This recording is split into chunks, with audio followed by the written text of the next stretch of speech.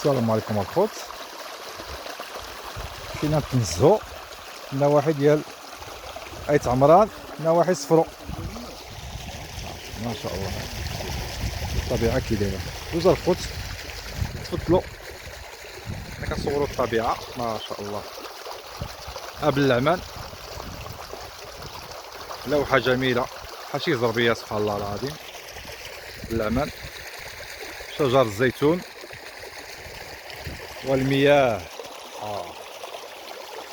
وجعلنا من الماء كل شيء حي، صدق الله العظيم. ها الزرع، هذه فيرما تبارك الله غزاله في النواحي ديال صفرو، نواحي بويت ايت عمران ولا بويت بن ابراهيم.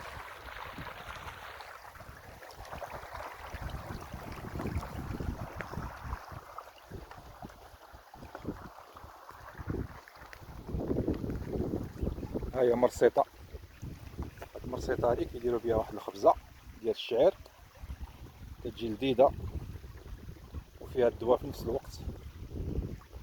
هي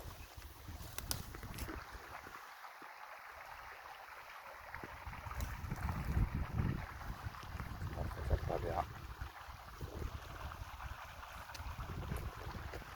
الورود والعصافير.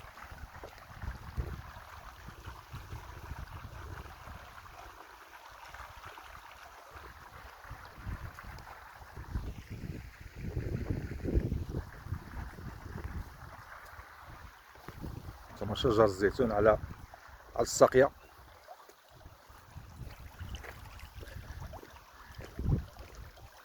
اللي فيه شي مرض الاعصاب ولا شي ستريس يجي يرتاح هنا، واخا يكون عنده العنكبوت في راسو غادي يزول.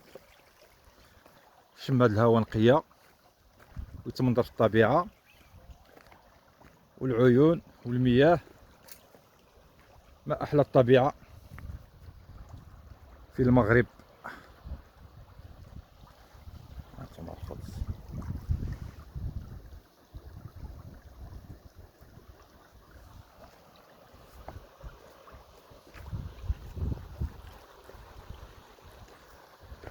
الطبيعه الخلابه.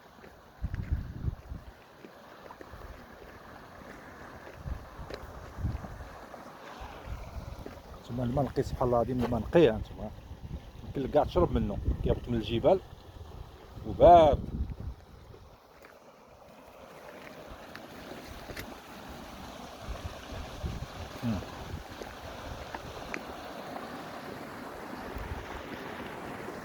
سي ان بون فلوغ. هانتوما واحد الوريده بريه، ها هي ورده جميله بريه، ونحن في فصل الربيع.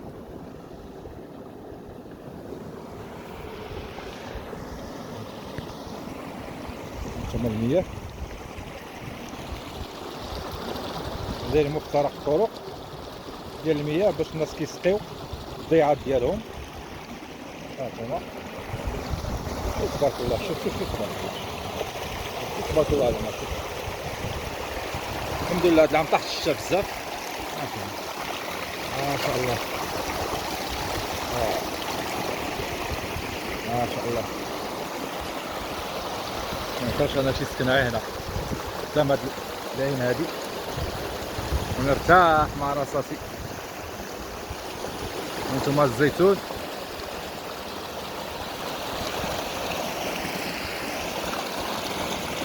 والمياه العذبة.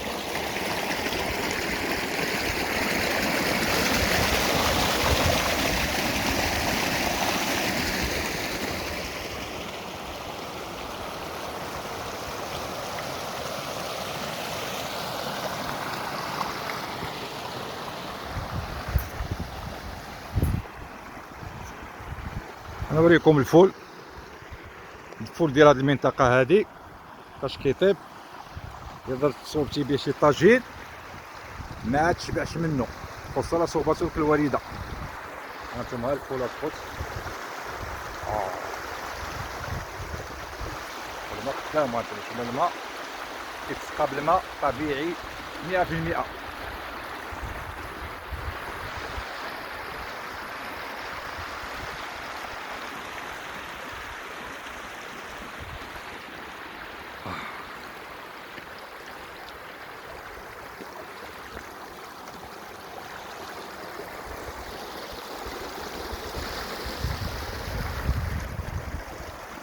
باللعمان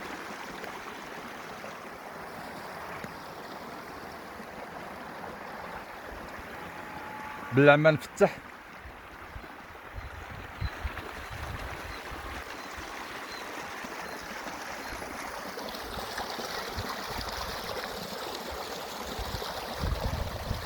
إذا المياه والطبيعة بنواحي مدينة الصفرو،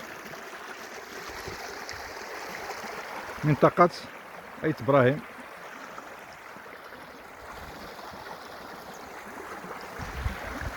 يلا كنشكركم، كنتمنوا أنكم تكونوا استمتعتم بهاد الطبيعة هذه الخلابة.